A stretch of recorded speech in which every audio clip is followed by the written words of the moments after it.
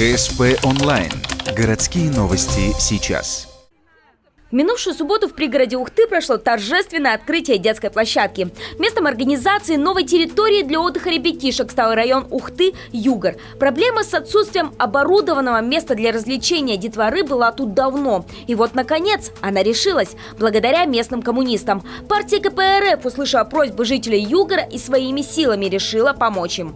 Администрация обещала в начале лета здесь сделать детскую площадку в поселке Югор. Июнь, июль. Ничего не было. Август наступил, не было. Наши ребята взялись своими силами, и вдруг проснулась администрация в середине августа месяца и быстренько тоже смонтировала здесь детскую площадку. Она находится в соседнем дворе. Правда, она оказалась для совсем маленьких ребят. В итоге выиграли местные дети всех возрастов, а их тут ни много ни мало половина от всего населения. Примерно 250 человек. И если на муниципальной площадке весело будет совсем маленьким, то тут можно и мяч погонять, и на качелях покачаться, что вызывает у ребят неподдельную радость.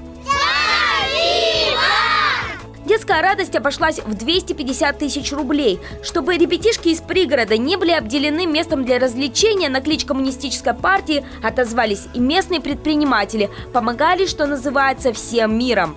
Наше первичное отделение хотело бы выразить благодарность Ухтинскому заводу глиняного кирпича за предоставление спонсорской помощи в фирме «ГАЗ Медиа Сервис» в лице директора Ахатова Дениса Давлетнуровича и фирме «Новосел» за организацию доставки песка и самой детской площадки.